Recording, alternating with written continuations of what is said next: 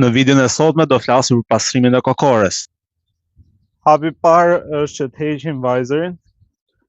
Zakonisht mund ta kenë ose me kapse, në rastin tim kokora ime ka me vida. Dhe heqim të dyja vidat.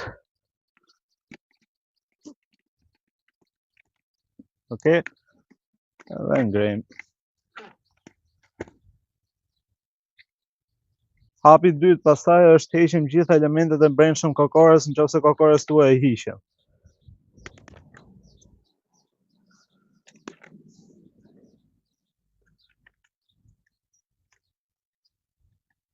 Me të rezi që mos këpusni gjë.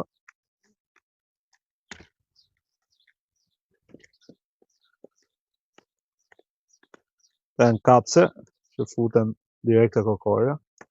Dhe kjo është kokora brenda, dhe janë pjesët, ja që zhulli kanë. Dhe këto lanë gjitha me dorë. Ajo që ngelet brenda kokores janë elementet e sistemit kufjeve, nëse kokores ja keni vendos. Është kështu, edhe këto duhen pas kujdes kur ta pastrojmë dhe pjesën nga brenda. Edhe këto hiqen edhe pastrohen notulla. Dhe kjo këtu është e mira të hiqet. Edhe këto janë me kapse. Okej, dhe këto do i pastrojmë gjitha. Për të pastruar elementet e brendshëm kokores, duhet mbushim një lavaman me ujë të ngrohtë, edhe i fusim të gjithë elementet e kokores brenda. Nuk është e mirë të lanë lavatriçe sepse këto pjesët plastike mund dëmtohen, normalisht nga xherët e lavatriçes, prandaj zgjidhen të lahen me dorë. Kësaj mund t'i hidhni pak dhe shampo baby, në mënyrë që mos përdorni detergjent se dëmtojnë edhe irritojnë surratin pastaj ose fytyrën tuaj, edhe normalisht pjesën e kokës. Prandaj përdoren shampo baby, siç është kjo për shembull Muftela. Okej, dhe i lë. Të zhytem. Momentin që lavamani mbushet, do i kapim çdo pjesë dhe do i shtrydhim. Domethënë i zhysim në ujë dhe i shtrydhim. I zhysim në ujë dhe i shtrydhim. Në mënyrë që t'i dalin gjitha papastërtitë. Kjo gjë do bëhet disa herë, domethënë do ndrojmë ujin prap dhe do e bëjmë disa herë derisa dalë ujë i pastër. Shikoni si dalin gjithë pistulliqet e kokores, po ta shikoni uji ka marrë ngjyrë tjetër.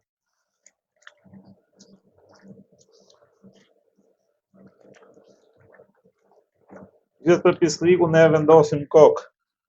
Këto pjesët pastaj këtu që ngelin zeza akoma, se po s'përdoret detergjent normalisht do ngelin. Këto do i kapim me furçe. Okej, koha të ndrojmë pak ujin. E zbrazim. Edhe bëjmë sërish njëjtin proces derisa dalë uji i pasur nga elementet e kokores. Edhe siguroni që lavamanin ta keni pastër para se ta bëni këtë gjë. Edhe normalisht mos ketë mbetje detergjenti. Se ato mbetjet e detergjentit pastaj do hyjnë gjithë elementet e kokores, edhe me shumë mundësi të irritojnë lëkurën. Nëse do vendosni që t'i lani këto në lavatriçe, atëherë duhet i merrni, t'i mbillni me një copë, qoftë kjo një klë plastiku i trash, ose ka nga ato që zakonisht futen në lavatriçe për të larë kputucët. I fut aty që mos dëmtohen elementet plastik. Edhe duhet të jetë lavatriçe me xhiro të ulta, dhe me xhiro shumë të larta.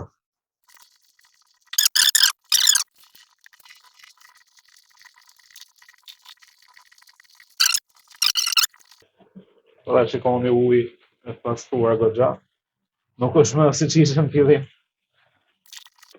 Nëse u ngelin pastaj pjesë pizza këtu, që të zeza, këto mund t'i kapni me një furçe të butë. Furçe të ëmbël, po nga ato të butat, jo të forta. Ose mund t'i bëni edhe me dorë, por më mirë me furçe. Mua për shembull s'është më ka ngel, nëse do më kishin ngel do i kapni me furçe. Po ta shikoni ujin, është thjesht tani ngjyra e zezë që e vjellin këto, nuk është se ka më papastërti. Tani pjesa e fundit që na ngelet bëjmë është që t'i shplajmë pa shampo. E mbyllim edhe një herë, ujë të ngrohtë, edhe i shplajmë me radhë. Tani i shtrydhim dhe do i thajmë. Këto nuk është e mira thanë tharse, sepse këto elementet plastik thashja mund t'i shkri edhe dëmtohen. Këto thanë vetëm diell. Kështu që do i nxjerrim diell. Këto thjesht i vendoste thashja e rrobave, mund të keni jashtë.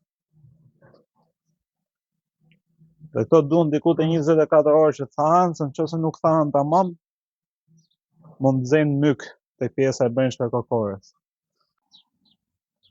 Tani për të pastruar kokorën nga jashtë, ose mund të përdorni solucion kokorje, unë për vete përdor këto letrat e lagura Bingos. Me një letër edhe avash dhe i kapësh gjithë pjesët e kokores. Kanë shumë mira sepse as nuk e dëmtojnë kokorën, por kanë edhe veti pastrimi shumë të larta.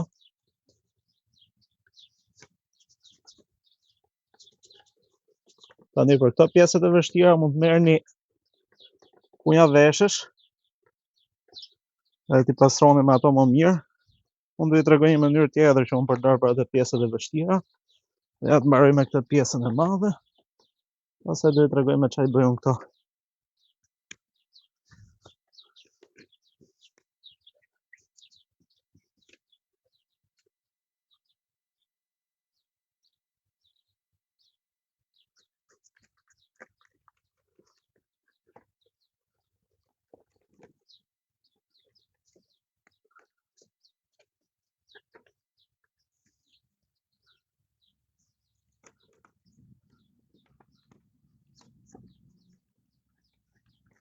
Nuk është e mira që pjesa brendshme të lahet me këto, se para punës mbajnë erë, dhe dyta punës mund krijojnë myk te pjesa e brendshme e kokores, lagështi normalisht.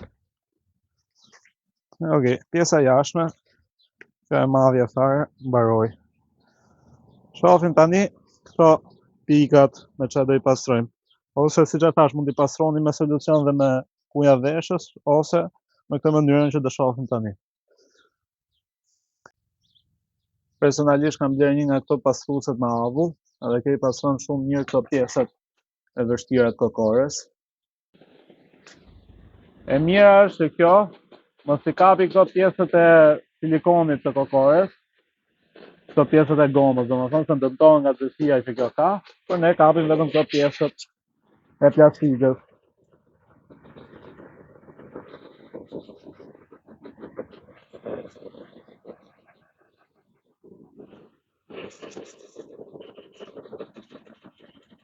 Sigurohuni të keni mbyllë erë vendsat në mënyrë që mos na futet lagështi nga brenda.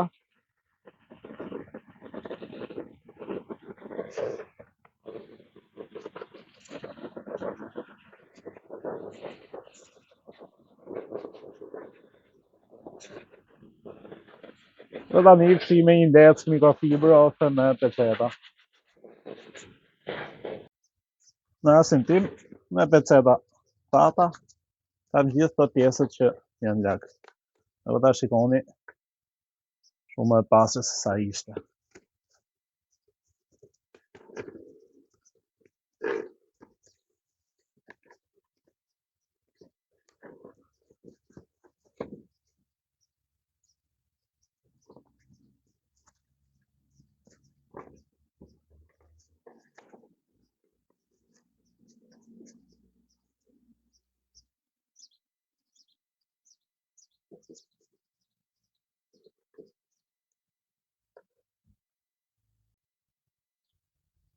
Për pastrimin e vajzërit, pastaj unë përdor peceta lagura Bebesh, sepse vajzëri është pak delikat dhe nuk toleron aciditetin që kanë ato që pastruan kokorën nga jashtë. E dëgjoj, merr një ose dy peceta e fillon pastron vajzërin. E mban me pak me delikatesë, vajzëri ishte për këtë model kokore që kam unë s'ka në Shqipëri, dhe rishta porosishës nga jashtë, por është edhe pak delikat.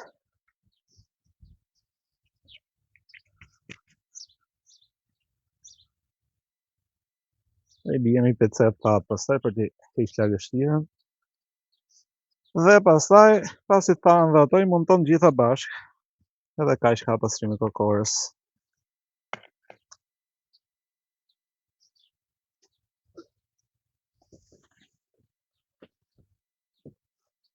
E mirë është të kesh mikrofiber që kjo mos gërvishet. Po munges mikrofibrës, unë po ja fus me një letër.